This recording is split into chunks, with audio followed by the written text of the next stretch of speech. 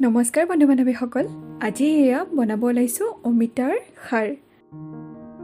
এতিয়া গেছৰ flame on কৰি কেৰাহী এটা বহাই দিছোঁ। 3 চামুচ দিছোঁ কুকিং অইল। এয়া 5 ফুটা নহৰু মই অলপ থেতেলিয়াই ইয়াতে দি দিছোঁ। আৰু লগতে পিঁয়াজ, নৰসিংহৰ পাত, তেজপাত আৰু জলকীয়া দি আটাইখিনি ৰঙচুৱা হোৱালৈ ভাজি লৈছোঁ।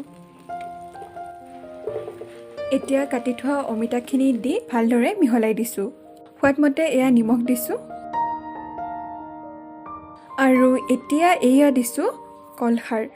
আটাইখিনি ভালদৰে মিহলাই লৈ এয়া দিছোঁ একাপ পানী। ঢাকি আটাইখিনি ভালদৰে সিজিবলৈ দিছোঁ। এয়া চাওক, আমাৰ অমিতাৰ খাৰ তৈয়াৰ।